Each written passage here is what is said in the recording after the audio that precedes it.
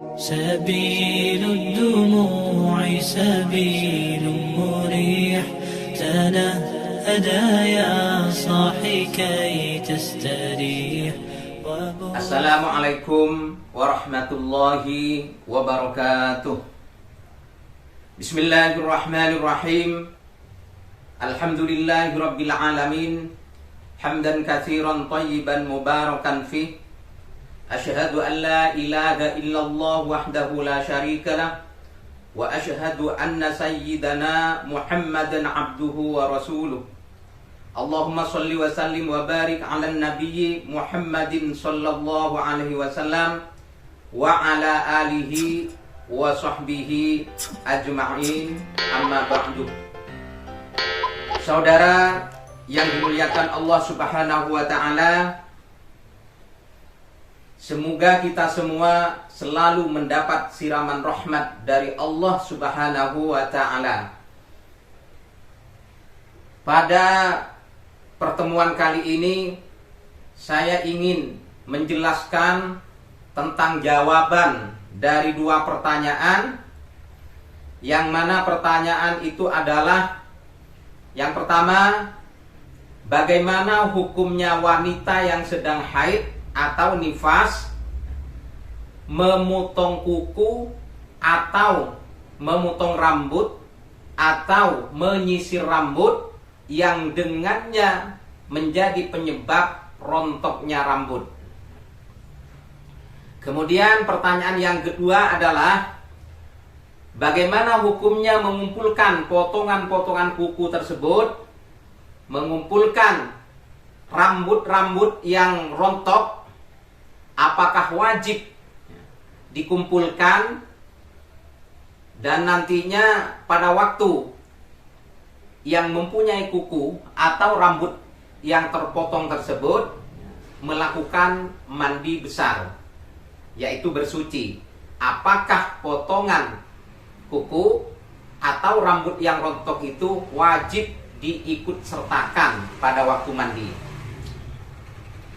Saudara yang dimuliakan Allah Subhanahu wa taala, sebelum kita mendapat jawaban dari kedua pertanyaan itu, alangkah baiknya terlebih dahulu kita mempelajari tentang hal-hal yang tidak diperkenankan atau diharamkan dilakukan oleh para wanita yang sedang mengalami haid ataupun nifas. Oleh karena itu, pada kesempatan ini saya sengaja untuk menghadirkan penjelasan mengenai hal-hal yang diharamkan bagi wanita haid ataupun nifas yang disampaikan oleh seorang yang sangat alim, yaitu Abu Suja, yang mana beliau itu mengarang sebuah kitab yang bernama Takrib. Jadi penjelasan beliau yang ada di kitab Takrib itulah yang akan saya sampaikan. Kemudian kitab takrib beliau itu banyak sekali disarahi oleh para ulama, dan diantaranya adalah ini yang sekarang ini sedang berada dalam tangan saya, dalam pegangan saya. Ini adalah sebuah kitab yang merupakan syarah daripada matan Abi Suja. Pensarahnya adalah Syekh Hisam Al-Kamil Hamid. Nantinya insya Allah akan saya bacakan juga syarah ini di ketika memang diperlukan. Nah, sekarang mari kita langsung masuk saja terhadap apa yang disampaikan oleh beliau Abu Suja. Bismillahirrahmanirrahim. Wa yahrumu bil haidi wan nifasi samaniyatu asya'a.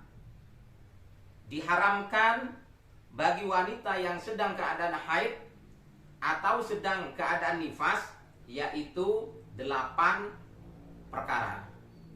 Nah, 8 perkara inilah yang harus dihafal serta dipaham dengan baik, terkhusus oleh kaum wanita, kaum ibu. Yang pertama adalah as-sholatu. Yang pertama adalah melakukan sholat. Jadi wanita yang sedang dalam keadaan haid, sedang keadaan nifas, tidak diperkenankan oleh agama Islam untuk melakukan sholat. Sholat itu kan macam-macam Ustadz. Ada sholat yang hukumnya wajib, ada sholat yang hukumnya sunnah, ada sholat yang hukumnya fardu kifayah. Lalu jenis yang mana ini yang diharamkan dikerjakan oleh wanita yang sedang haid ataupun nifas? Ini jawabannya dijawab oleh pensarah kitab Matan Abi Suja. Ini jawabannya: wa tashmilul hurmatu al fardhah wan naflah wa sholatal janazati. Adapun pengharaman melakukan sholat terhadap wanita haid ataupun nifas itu meliputi satu, sholat wajib, sholat fardu, yaitu sholat 5 waktu, zuhur, asar, maghrib, isya, subuh. Jadi wanita itu tidak boleh melakukan sholat tersebut, sholat fardu tersebut, wanita yang sedang haid ataupun nifas. Kemudian segala jenis ataupun bentuk sholat sunnah juga tidak diperkenankan. Contohnya seperti sholat tahajud, sholat hajat, sholat duha, sholat sunnah rawatib, qobliyah ataupun ba'diyah, tidak boleh dilakukan. Wa sholatal janazati, dan juga mereka yang sedang haid nifas tidak diperkenankan untuk melakukan sholat janazah. Yang meninggal ini anak saya Ustadz, saya sangat menyintainya, saya ingin berdoa melalui sholat. Tidak boleh walaupun yang meninggal itu adalah anaknya. Dan sekalipun yang meninggal itu adalah ibunya, ayahnya, ataupun suaminya, tidak diperkenankan. Kemudian apabila ada seorang wanita itu memaksakan diri nikah, ya, wanita yang haid, wanita yang nifas, nikah memaksakan diri mengerjakan sholat. Lalu bagaimana status sholatnya? Perhatikan, fa idza tawadda'atil haidu wa shollat fa sholatuha batilatun wa 'alaiha ismun. Apabila seorang wanita yang sedang haid, dia melakukan wudhu, dia berwudhu, kemudian setelah berwudhu dia sholat. Lalu bagaimana sholatnya? Fa sholatuha batilatun, maka sholatnya tidak sah, sholatnya batil, sholatnya sia-sia. Wa 'alaiha ismun, dan bahkan baginya mendapat dosa. Jadi wanita yang sedang haid, yang sedang nifas, kalau nikah masih memaksakan diri untuk melakukan sholat, maka sholatnya itu sia-sia, sholatnya tidak akan diterima, sholatnya tidak sah, bahkan yang akan mereka dapat adalah dosa. Kemudian selanjutnya adalah yang nomor 2, yang tidak diperbolehkan dilakukan oleh wanita haid ataupun nifas, wasaumuh, melakukan puasa. Baik puasa itu berupa puasa wajib seperti puasa pada bulan Ramadan, ataupun puasa-puasa sunnah, tidak ada bedanya dalam hal pengharamannya, dalam hal pelarangannya, sama-sama dilarang, baik wajib ataupun sunnah. Contoh yang sunnah seperti puasa pada hari Kamis, puasa pada hari Senin, dan puasa-puasa sunnah yang lain juga tidak boleh dilakukan. Namun di antara sholat dan puasa di sini ada ketentuan yang berbeda. Kalau tadi mengenai wajib dan sunnahnya sama-sama dilarang antara sholat dengan puasa.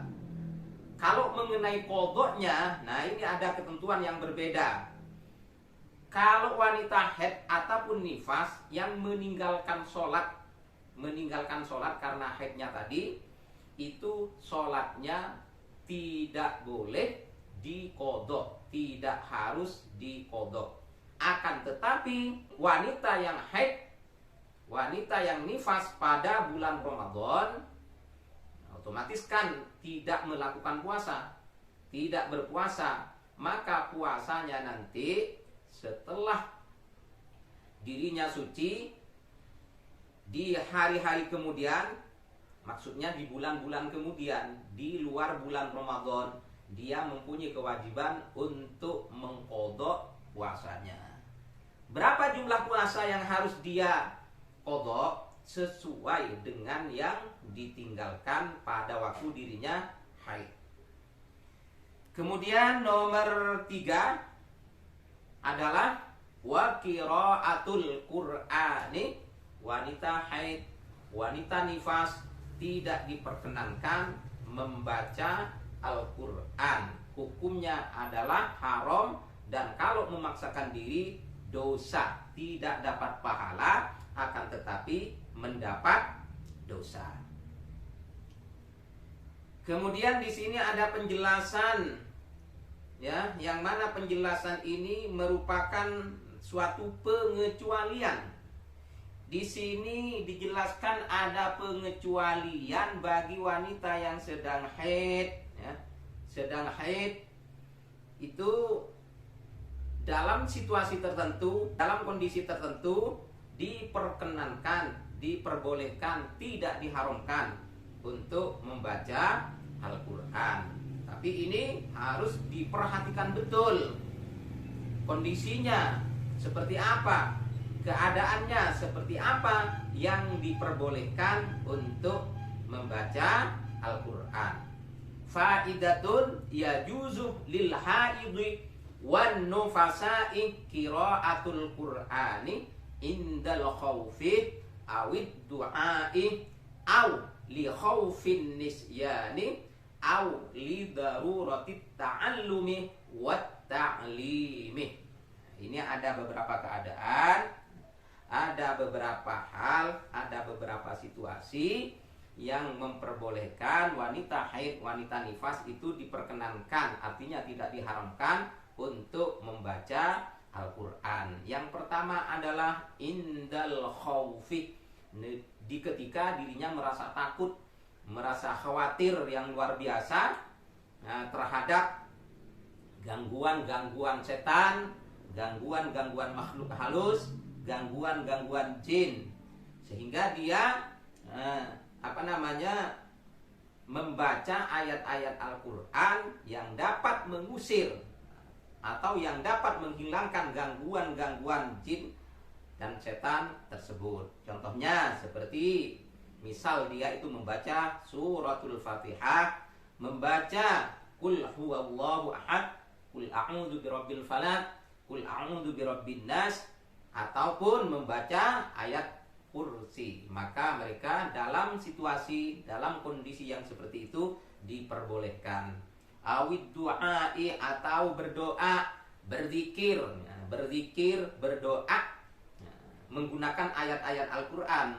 Tapi niatnya jangan niat membaca Al-Quran, akan tetapi niat berzikir dan niat berdoa. Seperti itu. Contohnya seperti di ketika mendapat musibah, baik dirinya atau saudara-saudaranya, itu dia mengucapkan atau melafalkan inna lillahi wa inna ilaihi raji'un. Itu diperbolehkan. Atau di ketika mau naik kendaraan, di saat dia mau mengadakan perjalanan, di ketika mau naik pada kendaraannya, dia membaca subhanalladzi sakhkhara lana hadza wa ma kunna lahu muqrinin. Itu diperbolehkan walaupun yang saya baca ini adalah merupakan ayat Al-Quran dengan niat untuk berzikir atau berdoa. Contoh yang lain, kita membaca Rabbana atina fid dunya hasanah wa fil akhirati hasanah wa qina adzabannar. Itu diperbolehkan di dalam kondisi seperti itu. Au li khaufin nisyani, atau karena dia khawatir hafalannya terlupakan, hafalannya hilang. Ini untuk wanita-wanita penghafal Al-Quran yang dirinya merasa takut, merasa khawatir hafalannya hilang dari dirinya, dan dia membutuhkan murajaah setiap hari. Maka apabila kondisinya seperti itu, dia merasa khawatir hilang hafalannya, maka diperkenankan untuk membaca Al-Quran sebatas murajaah. Seperti itu ya. Awli darurati ta'allumi wa ta'limih, atau karena darurat dalam rangka belajar atau mengajar. Wanita yang sedang haid, yang dirinya masih berstatus sebagai pelajar membaca Al-Quran, maka dia diperkenankan untuk membacanya dalam rangka apa tadi? Belajar. Kenapa di sini kok disebut dengan darurat? Iya, kalau dia tidak baca Al-Quran, libur dikarenakan haidnya, maka dia akan terganggu, akan waktunya yang seharusnya misal 1 tahun dia selesai, artinya 1 tahun dapat menguasai membaca Al-Quran, akan tetapi dikarenakan dia selalu haid di setiap bulan, dan datang haidnya tidak tanggung-tanggung, 12 hari, 13 hari, otomatis dalam 1 bulan liburnya 13 hari. Belum libur-libur yang disebabkan sebab-sebab yang lain, seperti malam Jumat di desa-desa, di kampung-kampung biasanya ya, santri-santri yang belajar Al-Quran itu libur pada malam Jumat. Belum lagi libur dikarenakan undur-undur yang lain. Berarti dalam 1 bulan akhirnya lebih banyak liburnya daripada belajarnya. Nah, maka untuk menghindari hal tersebut, di sini ada solusinya untuk mengikuti pendapat ini, yaitu diperbolehkan untuk membaca Al-Quran. Kemudian yang mengajar juga demikian, diperbolehkan seorang ustadzah, ya, guru perempuan pengajar Al-Quran yang dirinya dalam keadaan haid, itu diperkenankan untuk mengajar Al-Quran, membaca Al-Quran dalam rangka mengajarkannya kepada anak didiknya, kepada anak-anak santrinya, seperti itu. Sama ini darurnya dengan yang belajar tadi. Kalau seandainya ada seorang wanita ya, di kampung-kampung, di desa-desa yang mengajarkan Al-Quran, dia harus libur, harus berhenti mengajar karena haidnya. Nah, ini yang menjadi korban nanti anak didiknya, santrinya. Dalam 1 bulan akan belajar hanya berapa hari. Oleh karena itu, maka pendapat ini bisa dijadikan solusi untuk belajar dan mengajar Al-Quran itu tetap berlanjut, seperti itu. Namun di sini harus dipahami ya, harus dipahami oleh wanita yang sedang haid tadi, yang diperkenankan untuk membaca Al-Quran dengan situasi kondisi seperti yang saya jelaskan tadi, itu dengan catatan, dengan syarat. 1, tidak boleh menyentuh, baik itu yang belajar ataupun yang mengajar, tidak boleh menyentuhnya. Jadi harus ada orang lain yang membukakan lembaran-lembaran mushaf Al-Quran tersebut.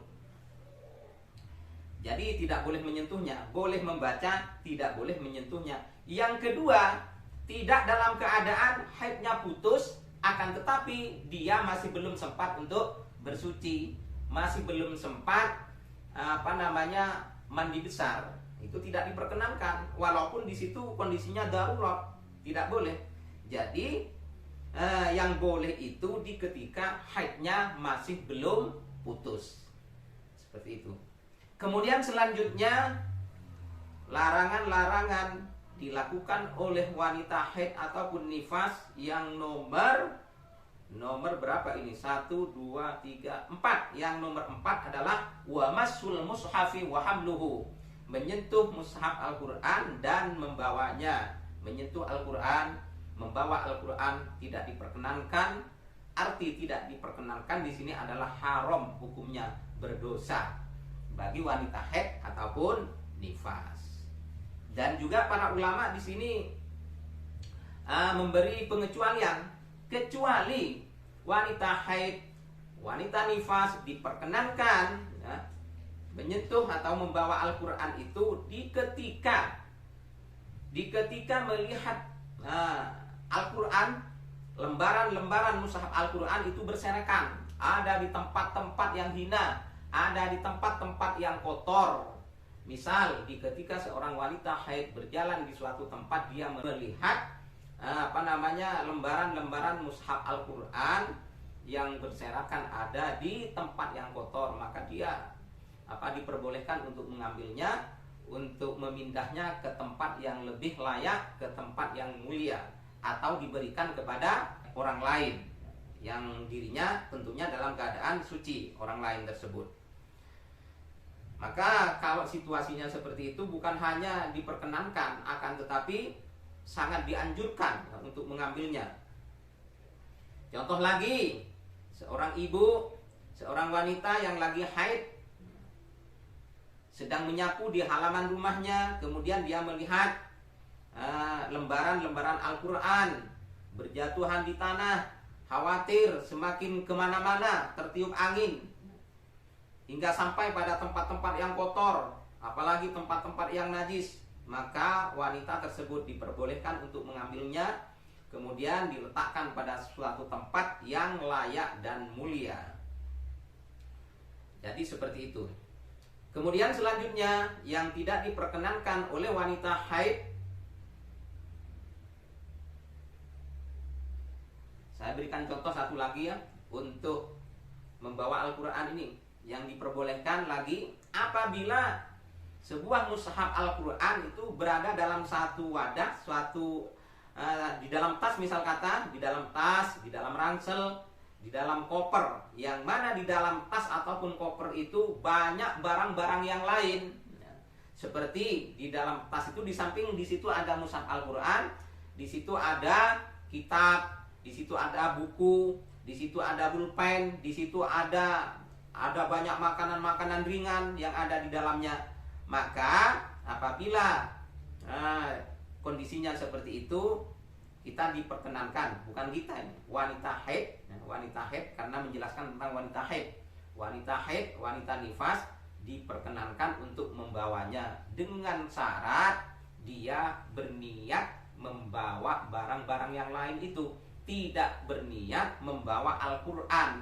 Al-Qurannya itu hanya numpang kepada benda-benda yang lain. Kalau dia niatnya itu membawa Al-Quran, tetap saja diharamkan, tidak diperbolehkan, walaupun Al-Quran itu bersamaan dengan barang-barang ataupun benda-benda yang lain. Kemudian nomor selanjutnya adalah nomor 5, wadukhulul masjid, dan masuk ke dalam masjid. Masuk ke dalam masjid di sini para ulama mengistilahkan dengan dua istilah. Yang pertama adalah al-muqsuh, yang kedua adalah al-murur. Al-muqsuh artinya diam menempat di dalam masjid. Kalau al-muqsuh ini hukumnya adalah mutlak tidak diperkenankan, mutlak haram. Karena artinya al-muqsuh itu adalah berdiam di dalam masjid. Adapun pengertian mutlak di sini adalah baik si wanita tersebut khawatir terhadap masjid itu terkotori oleh darah haidnya, atau dia tidak punya kekhawatiran, dia punya keyakinan walaupun saya diam di dalam masjid, maka darah haid saya tidak mungkin untuk mengotori masjid ini. Walaupun ada keyakinan seperti itu, tetap tidak diperbolehkan untuk diam di dalam masjid. Contohnya diam itu seperti duduk mendengarkan pengajian, duduk mendengarkan taklim, duduk berzikir, duduk sambil ngobrol dengan teman-temannya. Itu namanya al-muksuf fihi. Diam di dalam masjid itu tidak diperkenankan, tidak boleh, hukumnya haram. Kemudian al-murur. Al-murur itu hanya lewat saja, tidak diam, tidak duduk, tidak mendengarkan pengajian, tidak mendengarkan taklim dan lain sebagainya. Pokoknya hanya lewat saja sebentar, maka itu diperkenankan. Contohnya seperti masuk dari satu pintu masjid, keluar dari pintu yang lain. Kemudian contohnya lagi, mengambil kunci yang tertinggal atau barang-barang yang lain tertinggal di dalam masjid, kemudian dia masuk mengambilnya lalu kemudian keluar lagi. Atau contohnya lagi, memanggil anaknya yang ada di dalam masjid, atau memanggil teman-temannya yang ada di dalam masjid karena temannya ditunggu oleh teman-teman yang lain di luar masjid. Misal kata dia ada rombongannya akan segera berangkat, dipanggil dia dalam masjid, kemudian setelah temannya itu paham, mengerti akan maksudnya, dia langsung keluar. Itu tidak diharamkan, tapi dengan catatan apabila dia tidak punya kekhawatiran akan mengotori masjid dengan darah haidnya. Kemudian selanjutnya adalah wat-tawafu, dan tidak boleh tawaf. Ini nomor 6. Nomor 6, wanita haid, wanita nifas tidak boleh melakukan tawaf. Karena Rasulullah ini pernah menyatakan kepada Siti Aisyah radhiyallahu taala anha, kata beliau, wahai Aisyah, lakukanlah semua amalan-amalan atau ibadah haji, segala macam bentuk jenis ibadah haji, lakukanlah kecuali yang satu ini, yaitu tawaf. Karena tawaf itu statusnya disamakan dengan sholat. Sementara sholat itu bisa dilakukan apabila ada toharah, kaitannya dengan toharah. Sedangkan wanita haid itu tidak dalam keadaan toharah, tidak bisa toharah kecuali apabila sudah putus haidnya kemudian bersuci. Kemudian nomor 7, wal wat'uh adalah melakukan persetubuhan. Bersetubuh, nah ini tidak diperkenankan. Berjima tidak diperkenankan untuk wanita yang sedang haid ataupun nifas. Kemudian yang nomor 8, wal istimta'u bima bainas surrati war rukbati. Wanita haid ini tidak boleh ya bersenang-senang, beristimta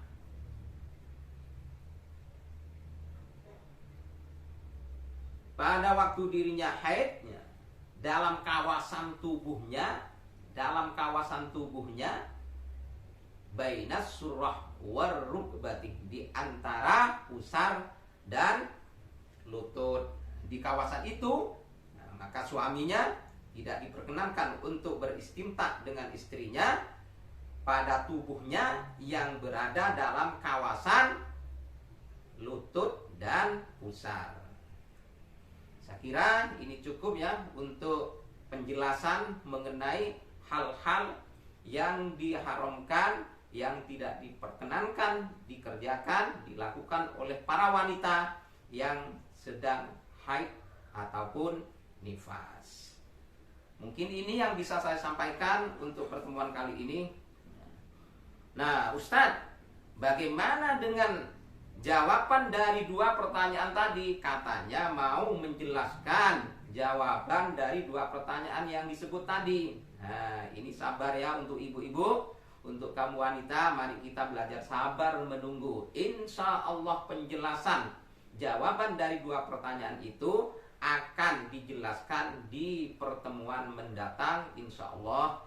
Apabila ada salah dan khilaf dari saya, mohon dimaafkan. Sampai jumpa kembali di pertemuan mendatang, di video mendatang insya Allah. Assalamualaikum warahmatullahi wabarakatuh.